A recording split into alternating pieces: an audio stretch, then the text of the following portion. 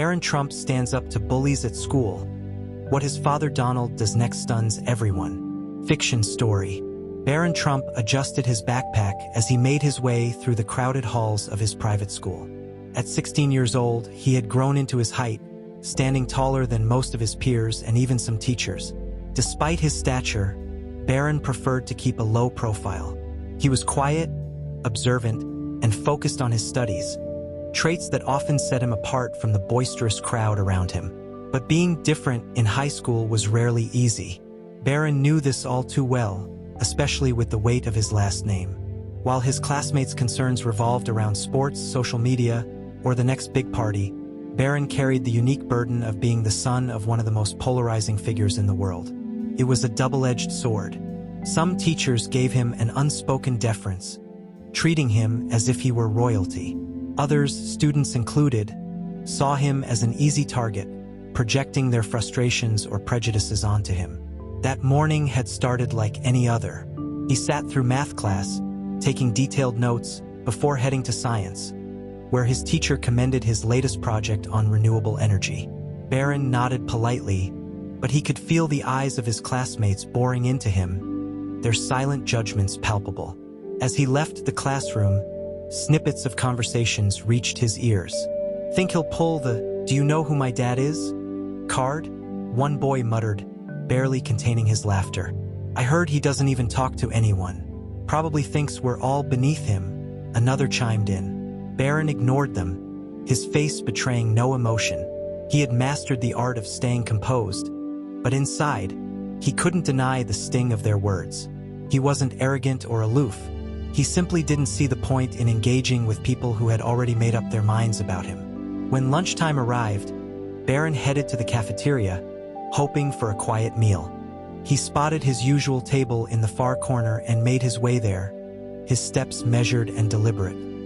He unwrapped the sandwich his mother had prepared for him and took a sip of water, letting the hum of conversation around him fade into the background. But peace was short-lived. A sudden hush fell over the cafeteria as a group of boys entered, their presence commanding attention. At the center of the group was Jake, a senior who had earned a reputation as the school's most feared bully. With his broad shoulders, confident swagger, and sharp tongue, Jake thrived on intimidation. His friends flanked him like bodyguards, laughing at every word that fell from his lips. Barron noticed them immediately but kept his focus on his lunch. He wasn't in the mood for a confrontation, but deep down, he knew it was inevitable. Sure enough, Jake's eyes landed on him, a sly grin spreading across his face. He whispered something to his friends, and they all laughed before making their way toward Barron's table. Well, look who it is," Jake said, his voice loud enough to draw the attention of nearby students. "The prince of the school all alone. Guess your royal court couldn't make it today." Barron looked up, meeting Jake's gaze with calm indifference. "What do you want, Jake?" he asked, his voice steady. Jake feigned surprise, placing a hand on his chest. "Me? Want something? I'm just here to chat with the most famous kid in school. Thought we could bond or something." The sarcasm dripped from his words, eliciting laughter from his cronies. Barron didn't respond. He had learned long ago that silence often frustrated people like Jake more than any retort could. "Ah, come on," Jake continued, leaning over the table. "Don't be shy. Or are you too good to talk to us common folk?" Barron set his sandwich down and looked Jake in the eye. "If you have something to say, say it. Otherwise, leave me alone." The directness of Barron's words caught Jake off guard, but only for a moment. His grin widened as he grabbed the sandwich off Barron's tray and held it up for everyone to see. "What's this? Turkey and cheese? Boring.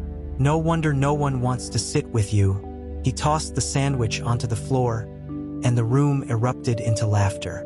Barron's jaw tightened, but he remained seated, refusing to give Jake the satisfaction of a reaction. Instead, he bent down, picked up the sandwich, and placed it back on the tray. "Not going to say anything?" Jake pressed. "Or are you just going to sit there and let me walk all over you?" Barron's calm demeanor only seemed to irritate Jake further.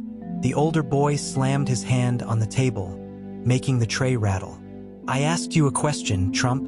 Barron stood slowly, his height forcing Jake to look up slightly. You're not walking all over me, he said quietly but firmly. You're just making yourself look pathetic. A collective gasp rippled through the cafeteria. Jake's face flushed red, and for a moment, it seemed as if he might throw a punch. But then he smirked, stepping back.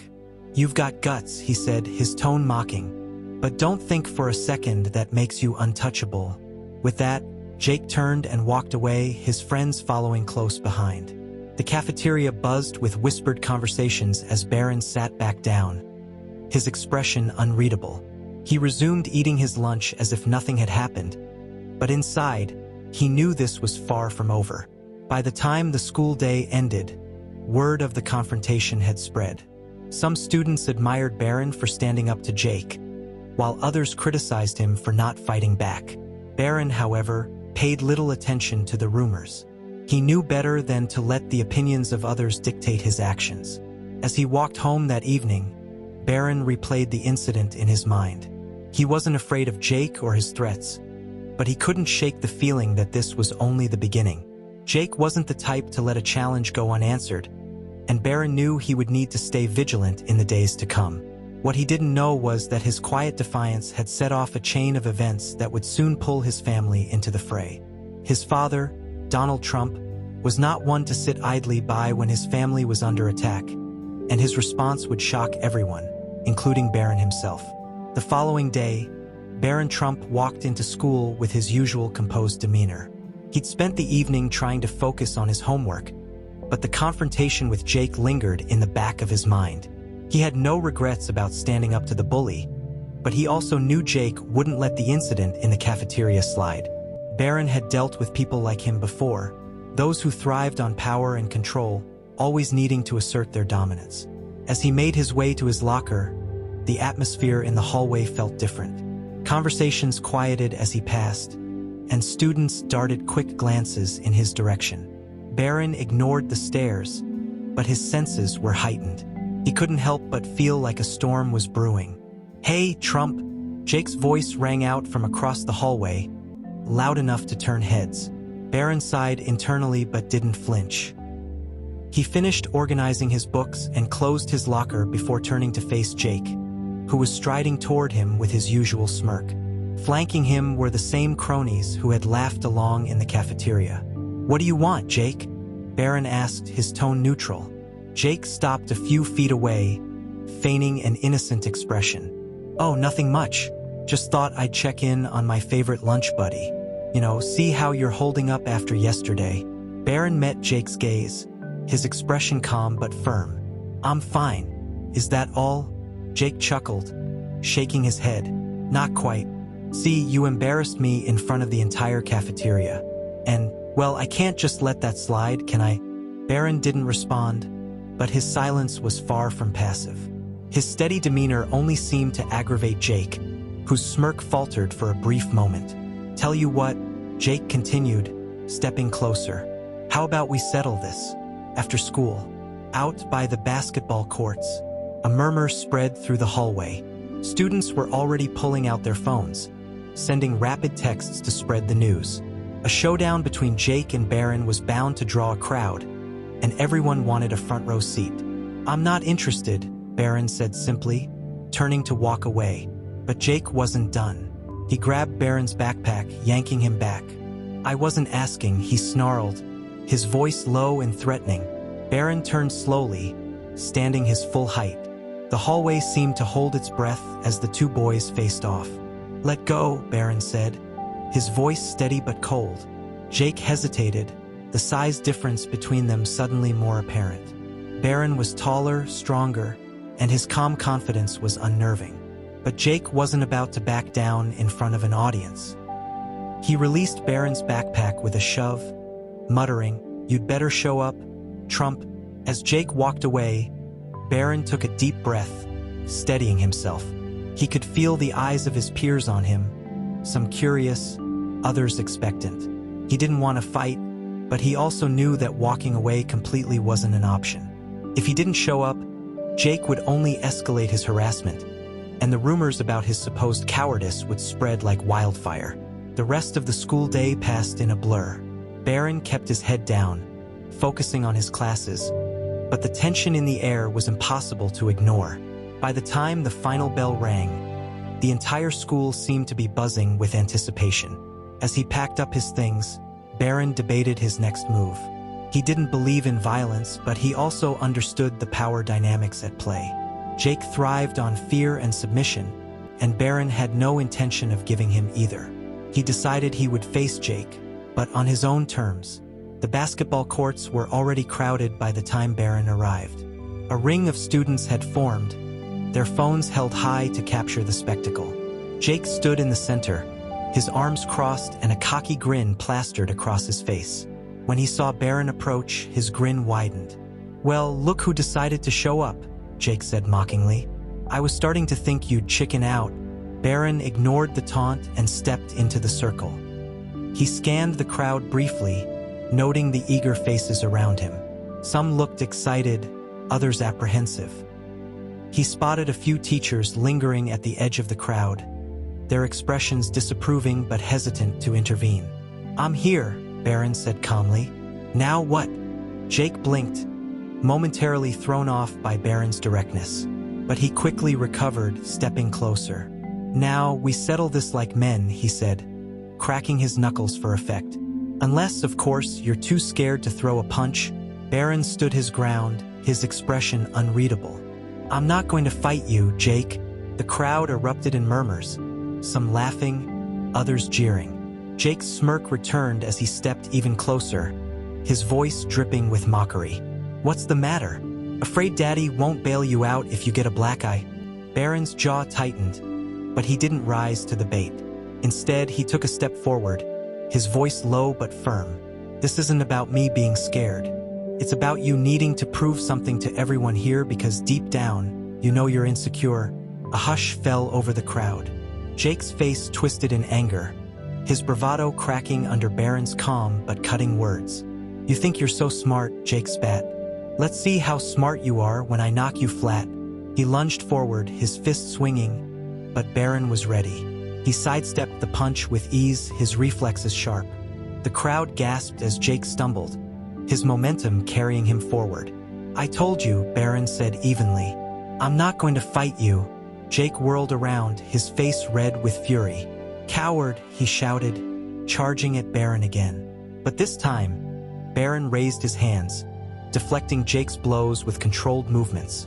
It wasn't a fight. It was a demonstration of composure and restraint. The crowd watched in stunned silence as Barron remained calm, his movements precise and unyielding. He wasn't trying to win a physical battle. He was showing Jake that brute force and intimidation wouldn't break him. Finally, Jake stepped back, panting and visibly shaken. His friends shifted uncomfortably, unsure whether to step in or stay back.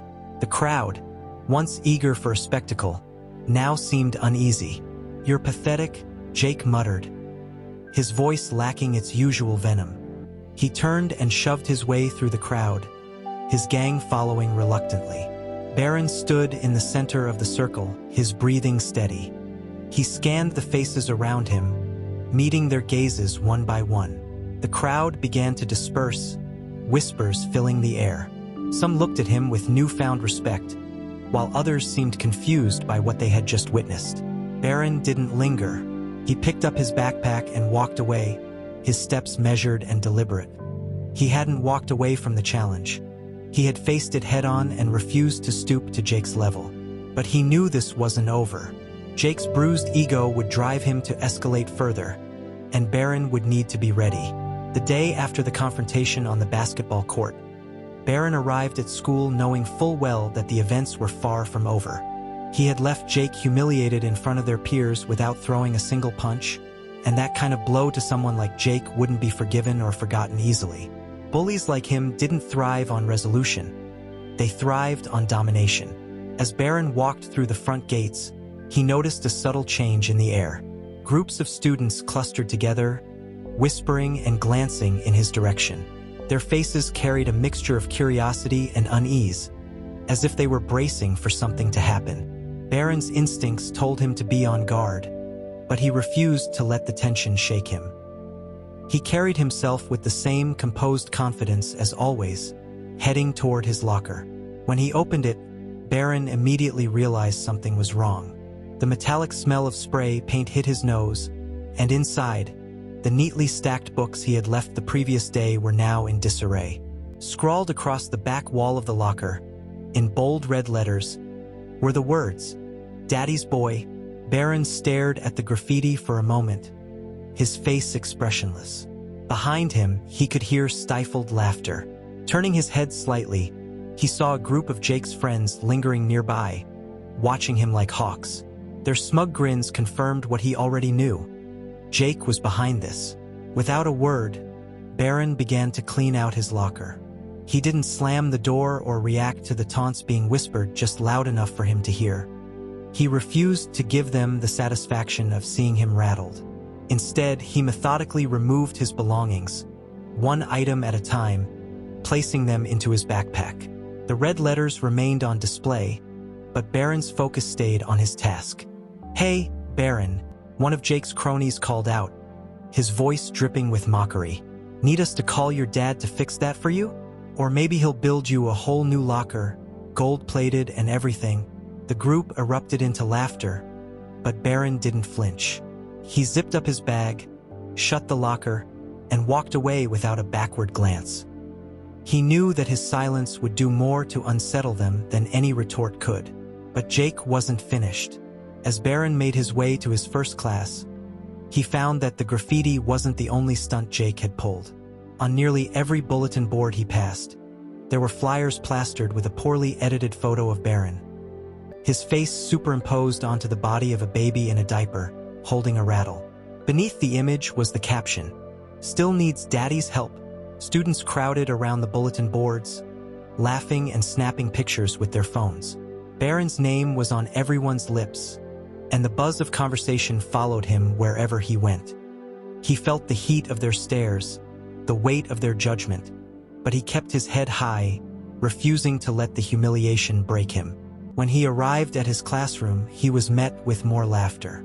Someone had taped one of the flyers to his desk, and as he sat down, his classmates erupted into giggles and whispers.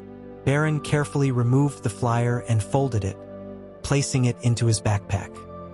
His teacher, oblivious to the commotion, began the lesson as if nothing had happened. The rest of the day followed the same pattern. Everywhere Barron went, Jake's influence was apparent. The graffiti, the flyers, the whispered taunts, it was all designed to wear him down, to make him feel isolated and powerless. But Barron wasn't about to give Jake what he wanted. By lunchtime, the tension had reached a boiling point. As Barron entered the cafeteria, he noticed Jake and his group sitting at their usual table near the center of the room. They were laughing loudly, clearly reveling in their success. When Jake saw Barron, he raised his voice so the entire cafeteria could hear. "Hey, everyone," Jake called out, standing on his chair. "Let's give a round of applause to our very own baby Trump. Come on, don't be shy." The cafeteria erupted into laughter and claps, the noise echoing off the walls. Barron paused in the doorway, his gaze sweeping across the room. He could see the gleeful faces of Jake's friends, the awkward smiles of students who didn't want to get involved, and the few who looked genuinely uncomfortable with the spectacle. For a brief moment, the humiliation threatened to overwhelm him. But then Barron made his move. He walked straight to the center of the cafeteria, where Jake was still standing on his chair, soaking up the attention. The room grew quieter as Barron approached, curiosity replacing the laughter. He stopped directly in front of Jake, his tall frame forcing the older boy to look down at him. "Done yet?" Barron asked, his voice calm but carrying a sharp edge. Jake's smirk faltered, but only for a moment. He leaned down, bringing his face closer to Barron's. "What's the matter, baby Trump? Can't take a joke?" Barron didn't flinch. "It's not a joke if it's just sad." The cafeteria fell silent. The students watched with bated breath as the tension between the two boys crackled like static electricity. Jake's face reddened, his cocky facade beginning to crack. "Say what you want about me," Barron continued, his voice steady. "But we both know why you're doing this. You're afraid of being insignificant. And this, all of this, is just proof that you are. The silence was deafening. For the first time, Jake seemed at a loss for words. His friends shifted uncomfortably in their seats, the bravado that had fueled their antics suddenly evaporating. Barron didn't wait for a response. He turned and walked to his usual table in the corner, the whispers and murmurs starting up again as the students tried to process what had just happened. He sat down, opened his lunch, and began eating as if nothing had occurred. Jake remained standing on his chair, his fists clenched at his sides. The attention he had craved so desperately now felt like a spotlight burning into him. He jumped down and stormed out of the cafeteria, his friends trailing behind him like shadows. The damage was done, but Barron knew this wasn't over. Jake's ego had taken another hit, and his retaliation would only grow more desperate. Barron braced himself, knowing that the storm was far from passing. Jake didn't show up for the rest of the school day after storming out of the cafeteria. Barron, however, didn't let his absence affect him. He attended his classes as usual, focused on the lessons, even as whispers about the confrontation followed him from room to room. By the end of the day, though, the weight of the constant attention had begun to wear on him. He knew Jake wouldn't stay quiet for long, and whatever came next would likely be worse. The next morning, as Barron arrived at school, the first thing he noticed was the crowd gathered near the entrance. Students were pointing and laughing, their phones out to record whatever spectacle awaited. Barron pushed through the crowd and froze when he saw it. A life-sized cardboard cutout of him, wearing a diaper and pacifier, surrounded by balloons that read, "Crybaby Trump." The cutout was planted firmly in front of the school's main doors, forcing everyone to pass by it on their way inside. Jake was standing nearby, leaning casually against the wall, his arms crossed and a smug grin on his face. His cronies were beside him, egging on the laughter. Barron's stomach twisted momentarily, but he quickly straightened his shoulders and approached the cutout. The students around him parted, their laughter fading into an expectant hush. Jake's grin widened as Barron came closer. Well, Jake drawled, pushing himself off the wall. "Look who decided to join the party. What do you think? Pretty lifelike, huh?" Barron didn't respond immediately. He examined the cutout, his expression calm, as if he were inspecting a piece of art. Then, without a word, he reached out, grabbed the cutout by its base, and lifted it off the ground. The crowd gasped, some students stepping back in surprise. Barron carried the cutout over to a nearby trash can and shoved it inside, the balloons popping loudly as they were crushed. He turned back to Jake, his face unreadable. "Is that all you've got?" Barron asked, his voice even. Jake's grin faltered, but only for a second. "You think this is over?" he sneered. "You have no idea what's coming." The crowd murmured, sensing the rising tension. Barron didn't flinch. "I don't care what you throw at me," he said. "You're only embarrassing yourself." The silence that followed was deafening. Jake's jaw clenched, his knuckles whitening as his fists tightened. He had expected Barron to be humiliated, to finally break under the pressure. Instead, Barron had turned the tables once again, leaving Jake standing there, exposed and powerless. Barron stepped past Jake and entered the school, the crowd parting to let him through. But he knew better than to think this was the end. Jake's pride wouldn't let him walk away without one last attempt to assert his dominance. The rest of the day passed uneventfully, but Barron remained vigilant. He could feel the tension building, like the air before a storm. Sure enough, by the time he headed to gym class, the next wave of Jake's retaliation was already in motion. The locker room was eerily quiet when Barron entered. He noticed immediately that something was off. His gym clothes, which he had left neatly folded in his locker that morning, were gone. In their place was a ripped, stained shirt with the words, "Trump Baby," scrawled across it in permanent marker. Jake and his cronies were lurking in the corner, their laughter barely contained as they watched Barron discover the gift. The other students in the locker room glanced nervously between Barron and Jake, clearly unsure of how to react. Barron picked up the shirt and examined it. His expression didn't change, but his grip tightened slightly on the fabric. He turned slowly to face Jake, who was leaning against a row of lockers, smirking. "Problem, Trump?" Jake asked, his tone mocking. Barron didn't answer. Instead, he calmly folded the ruined shirt and placed it on the bench. Then, without a word, he walked out of the locker room. Jake's laughter followed him, but Barron ignored it. He had no intention of letting Jake dictate his actions. Instead of wearing the vandalized shirt, Barron approached the gym teacher and quietly explained the situation. The teacher, who had clearly heard rumors about the ongoing feud, frowned but nodded. He handed Barron a spare set of gym clothes from the equipment room, allowing him to participate in class without further incident. Jake, however, wasn't done. During class, he made it his mission to humiliate Barron further. Whenever the teacher wasn't looking, he and his friends would mutter insults, throw balls in Barron's direction, and generally try to provoke a reaction. Barron, as always, refused to take the bait. But Jake's final move of the day came after school. As Barron approached his car in the parking lot, he noticed something spray-painted across the hood in bright, garish letters, "Spoiled Brat." Barron stopped in his tracks, staring at the vandalized car. His heart sank, but he quickly shoved the emotion aside. He heard laughter behind him and turned to see Jake and his friends watching from a distance. Jake was holding a can of spray paint, shaking it theatrically as if to taunt Barron. "What are you going to do, Trump?" Jake called out, his voice dripping with arrogance. "Call Daddy to fix it for you?" The students still lingering in the parking lot turned to watch, their phones ready to capture whatever would happen next. Barron felt their eyes on him, their anticipation thick in the air.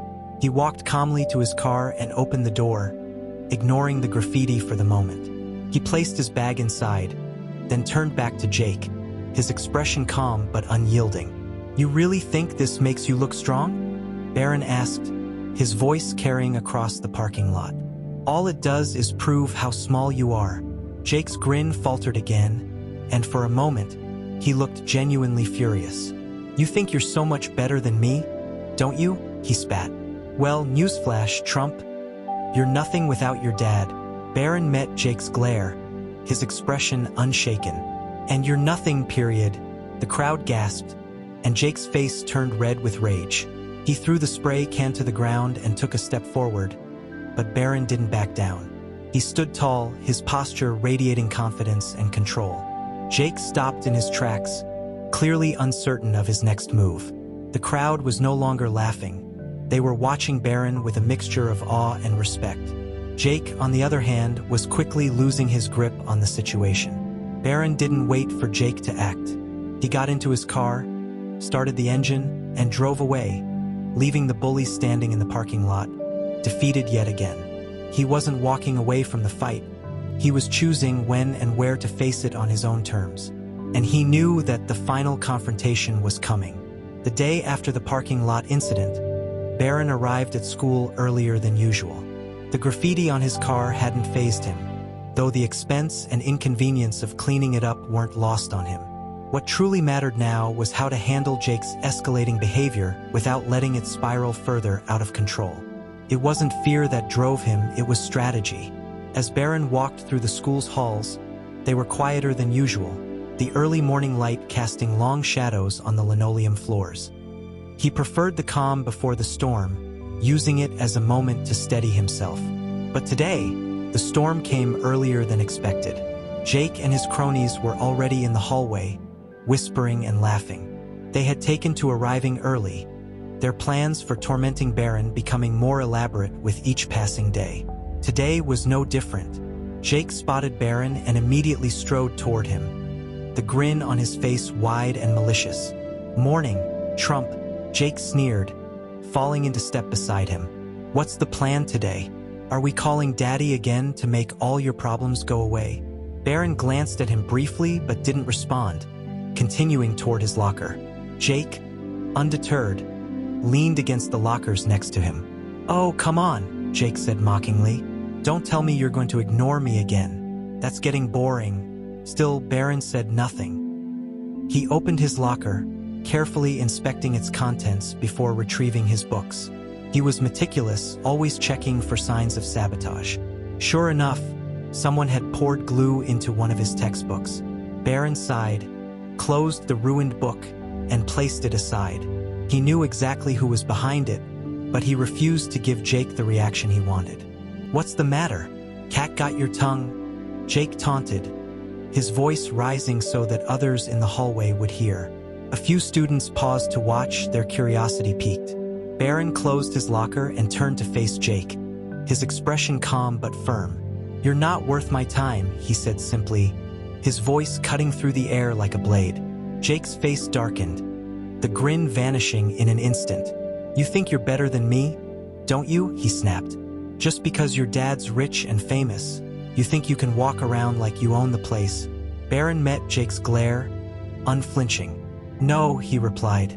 "I think I'm better because I don't waste my time trying to tear other people down." The crowd that had begun to gather around them murmured, some whispering their approval of Barron's composure. Jake, however, wasn't impressed. He stepped closer, his voice low and menacing. "You're going to regret that." Barron didn't back away. Instead, he leaned in slightly, his voice just as quiet but infinitely more commanding. "No, Jake, you're the one who's going to regret it."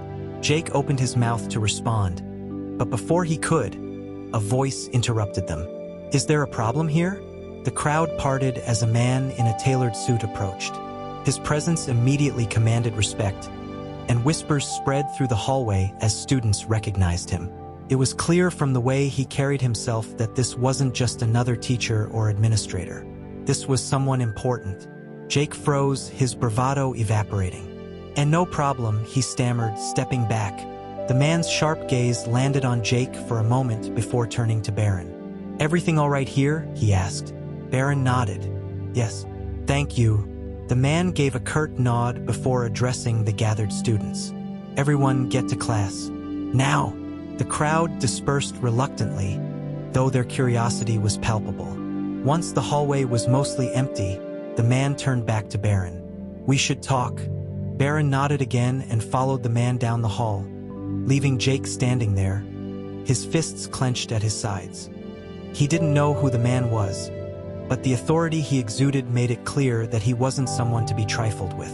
They entered the principal's office, where another familiar figure was waiting. Barron's father, Donald Trump, was seated in one of the chairs, his expression unreadable.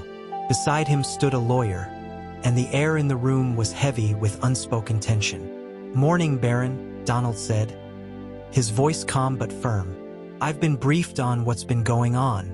Barron's posture remained relaxed, though his eyes betrayed a flicker of surprise. "I didn't ask for you to come," he said. "I know," Donald replied, leaning forward slightly, "but this has gone far enough. Jake and his little group think they can push you around because they don't know who they're dealing with." Barron's lips pressed into a thin line. "I don't need to use your name to deal with them." Donald smiled faintly, a glimmer of pride in his eyes. "I know you don't. But sometimes, Barron, it's not about what you need. It's about reminding people of the facts." The lawyer stepped forward, placing a folder on the desk. "Barron," he said, his tone professional, "what your father is saying is that this school operates on land owned by the Trump organization. As such, your family holds significant influence here." Barron's eyes widened slightly. "I didn't know that." "You weren't meant to," Donald said. "But now it's time to make it clear to people like Jake that their behavior has consequences." Barron frowned, the weight of the revelation settling over him. He had always tried to separate his personal identity from his family's empire, to carve out his own path without relying on the Trump name. But now, he realized that his father wasn't offering him a way out. He was offering him a way to stand stronger. "What do you want me to do?" Barron asked finally. Donald stood, his towering frame imposing even in the small office. "You don't have to do anything. I'll handle Jake and his family. But I want you to understand something. You don't have to fight these battles alone. You're stronger than that, Barron. You've already proven it." Barron met his father's gaze, a mixture of emotions swirling in his chest. He had never sought the spotlight or the power that came with his last name, but now he understood that sometimes strength came from accepting the tools at your disposal. As he left the office, Barron felt a renewed sense of resolve. Jake might have thought he was untouchable, but he was about to learn the hard way just how wrong he was. The school buzzed with whispers and rumors the next day. Word had spread fast that Barron Trump wasn't just a student. He was effectively the owner's son. Students speculated about what that meant for Jake and his friends, who were conspicuously absent from the morning crowd. The tension was palpable, and for once, Barron's presence in the hallways wasn't met with mockery, but with a mix of awe and wariness. Barron didn't revel in the attention. Instead, he kept his focus, knowing Jake wouldn't back down quietly. Someone like Jake didn't retreat. They regrouped and retaliated, often in ways that crossed every line. By lunchtime, the tension had boiled over. Barron entered the cafeteria, the usual hum of conversation dying down as heads turned in his direction. He ignored the stares, walking to his usual table in the corner. He had barely sat down when a loud crash echoed across the room. Everyone turned to see Jake storming into the cafeteria, his face twisted with rage. He was flanked by his usual cronies, though even they seemed uneasy. Jake was carrying something in his hand, a baseball bat, and the sight of it sent a ripple of unease through the room. Barron's stomach tightened, but his expression remained calm. He stood slowly, his towering frame commanding attention as Jake advanced toward him. "Trump!" Jake bellowed, his voice echoing off the cafeteria walls. "You think you can humiliate me and get away with it?" The room was silent except for the sound of Jake's footsteps. Barron didn't move, his gaze steady as Jake approached. The tension was suffocating, and no one dared to intervene. "I know what you and your daddy are trying to do," Jake sneered, stopping a few feet away. He slammed the bat against a nearby table, making everyone jump. "You think you can just buy your way out of this? You think you can own me?" Barron's voice was calm but firm. "Put the bat down, Jake." "Or what?" Jake challenged, his eyes blazing with fury. "You'll call your lawyers? Your security? Or maybe Daddy himself will come and save you?" Barron didn't flinch. "This isn't about my father. This is about you, Jake. You're scared, and you're lashing out. But this ends now." Jake's laugh was sharp and bitter. "You think you're in control here?" He swung the bat again, this time hitting a chair and sending it skidding across the floor. "I'm the one in charge, not you." Barron stepped forward, his presence commanding. "You're not in charge, Jake. You're just proving to everyone here how desperate and out of control you really are." The room was deathly silent. Jake's grip on the bat tightened, and for a moment, it seemed as if he might swing it at Barron. But then something shifted. Jake's desperation reached its peak, and he decided to push things even further. "Fine," Jake snarled. "If you're so untouchable, let's see how far your power really goes." He raised the bat, aiming it at one of the large cafeteria windows. "Jake, don't," one of his cronies muttered, but it was too late. With a deafening crash, the glass shattered, sending shards raining onto the floor. Students screamed, ducking under tables as chaos erupted. Barron remained where he was, his eyes locked on Jake. He could see the wildness in the other boy's expression, the thin veneer of control completely gone. Jake turned back to Barron, his chest heaving, as if daring him to make the next move. "You think I'm scared of you?" Jake shouted. "You're nothing without your name." "Nothing." Barron took a deep breath, steadying himself. He stepped forward again, his voice cutting through the noise like a blade. "And what are you, Jake? A coward with a bat? You think breaking things makes you powerful? It doesn't. It just shows how weak you really are." Jake's face turned crimson, and for a moment, it seemed as if he might attack. But before he could act, the sound of approaching footsteps filled the room. The principal, accompanied by several security guards, entered the cafeteria, their expressions grim. "What's going on here?" the principal demanded, his voice authoritative. Jake froze, the bat still in his hands. His bravado wavered as the reality of the situation began to sink in. The security guards surrounded him, their presence a stark reminder that his actions had consequences. "He broke the window," one of the students blurted out, pointing at Jake. "He's been threatening people all week." Jake's cronies shrank back, clearly unwilling to defend him. The principal's gaze hardened as he turned to Jake. "Is this true?" Jake opened his mouth to speak, but no words came out. He looked around, his eyes darting from the shattered glass to the watching crowd, and finally to Barron. The weight of his actions was written all over his face, but his defiance hadn't completely disappeared. Before the principal could say anything further, Barron spoke up. "Jake needs help," he said, his voice steady, "but he also needs to face the consequences of his actions." The principal nodded, his expression serious. "We'll handle it from here." "Thank you, Barron." As the security guards escorted Jake out of the cafeteria, the room slowly returned to normal. The students began to murmur among themselves, their attention shifting back to Barron. He ignored their stares, sitting back down at his table and finishing his lunch as if nothing had happened. But deep down, Barron knew this wasn't over. Jake's actions had reached a dangerous level, and the next move would likely be the most extreme yet. Barron braced himself, knowing he couldn't afford to let his guard down. Jake's outburst in the cafeteria had sent shockwaves through the school. The shattered window was the talk of every hallway, and students couldn't stop speculating about what would happen next. Most believed Jake would be expelled, but there were also rumors that his family was trying to intervene on his behalf.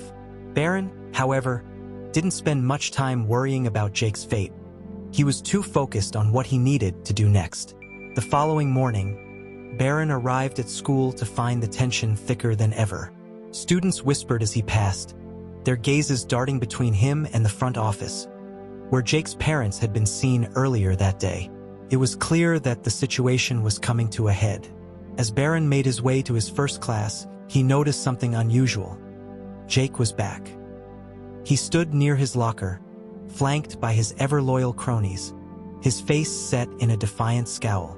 The sight of him sent a ripple of unease through the crowd. Many had assumed Jake's removal from the school was inevitable, but his presence signaled otherwise. Jake spotted Barron immediately and squared his shoulders, his expression hardening. Barron didn't falter. He walked straight past Jake, refusing to give him the satisfaction of a confrontation. But Jake wasn't about to let him off so easily. "Hey, Trump," Jake called out, his voice cutting through the hallway noise. "What's the matter? Cat got your tongue? Or is Daddy too busy bailing you out to teach you how to fight your own battles?" Barron stopped and turned slowly, his calm gaze locking onto Jake.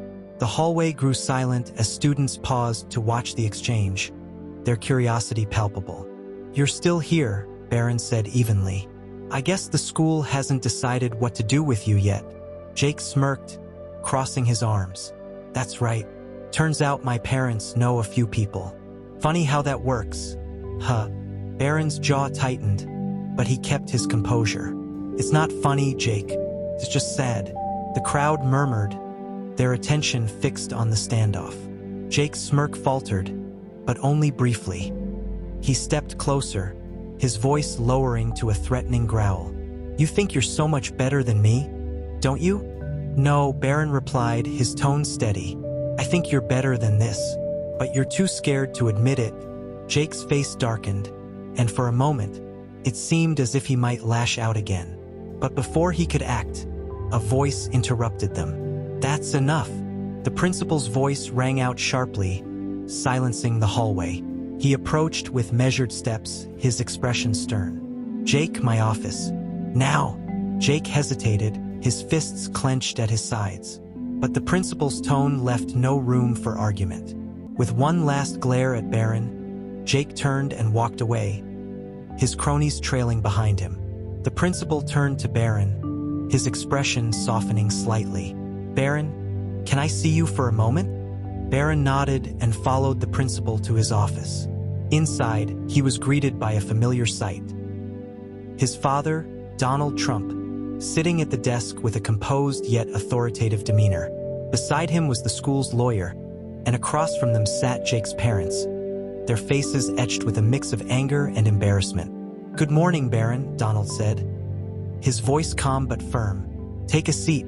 Barron complied, his eyes briefly meeting Jake's parents. He could see the tension in their posture, the way they avoided looking directly at him. "Barron," The principal began, "I want to commend you for the way you've handled yourself during this difficult situation.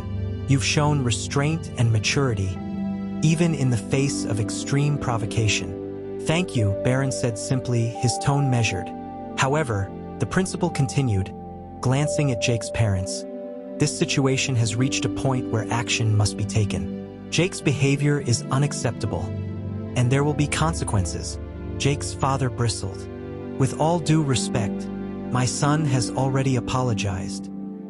"He hasn't," Barron interjected, his voice calm but firm. "Not to me, not to anyone else he's hurt." Jake's father turned to him, his expression hardening. "And what would you have us do, young man? Expel him? Ruin his future over a few misunderstandings?" Barron leaned forward slightly, meeting the man's gaze head-on. "This isn't about misunderstandings. It's about accountability. Jake hasn't shown any remorse for what he's done. Until he does, nothing will change." The room fell silent. Donald Trump watched the exchange with a faint smile, clearly proud of his son's composure. The principal cleared his throat, breaking the tension. "Jake will be suspended," he said firmly, "effective immediately. We will also require him to attend mandatory counseling sessions to address his behavior." Jake's mother nodded reluctantly, though her expression remained tense. "We'll make sure he complies." Barron stood, his gaze unwavering. "I hope he does, for his sake." With that, he turned and left the office, his father following close behind. As they walked through the hallway, Donald placed a hand on Barron's shoulder.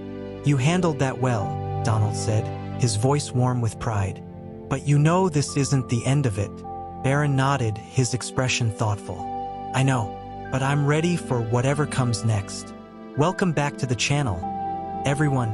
Today's story is one of resilience, courage, and standing up for what's right, even when the odds seem stacked against you. It's a story that resonates with all of us because, at its heart, it's about confronting adversity, refusing to back down, and proving that integrity and strength are more powerful than intimidation. Think about a time when you faced a bully. Maybe it was at school, at work, or even online. The fear, the doubt, the constant whispers of, "What if I fail?" Those moments test who we are. And for Barron Trump, our protagonist today, the stakes were even higher. He wasn't just dealing with a bully.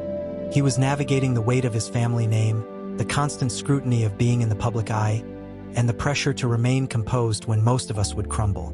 True strength comes not from fighting fire with fire, but from remaining unshaken in the face of chaos. Let's pause here for a moment. Have you ever been in a situation where you felt like you couldn't win, no matter what you did? Maybe someone kept pushing your buttons, trying to get a reaction out of you, just like Jake did to Barron. It's in these moments that our character is tested. Do we give in to anger, or do we rise above it? Barron chose the latter, and in doing so, he taught us a powerful lesson. Composure is a weapon in itself. But let's be clear, this isn't a story about revenge or getting even. This is about justice. It's about holding people accountable for their actions and ensuring that those who abuse their power are met with consequences. Jake thought he could get away with his behavior because no one had challenged him before. But Barron's calm defiance forced him to face the reality of his actions, showing that bravery can take many forms. This story also reminds us that sometimes standing up for ourselves isn't enough. Sometimes we need the support of others, whether it's family, friends, or even authority figures, to help us fight our battles. Barron's father stepping in wasn't a sign of weakness. It was a reminder that we don't have to face our challenges alone. So why does this story matter? Why should we care about what happened between Barron and Jake? Because it's a reflection of the world we live in. Bullying isn't just a schoolyard problem. It's something we see in workplaces, relationships, and online every single day. And just like Barron, we all have the power to choose how we respond to it. And here's the most important takeaway. You don't have to be a Trump, a celebrity, or someone with influence to make a difference. Every act of courage, no matter how small, sends a ripple through the world. Whether it's speaking up for yourself, defending someone else, or simply refusing to let negativity define you, your actions matter. I want to hear from you. Drop a comment below and tell us about a time you faced a challenge like this. How did you handle it? What did you learn? And if you could go back and do things differently, what would you change? Your stories inspire others, and together, we can create a community where strength, kindness, and resilience always win. Make sure to like, share, and subscribe so you don't miss more stories like this. And as always, thank you for watching. We'll see you in the next video.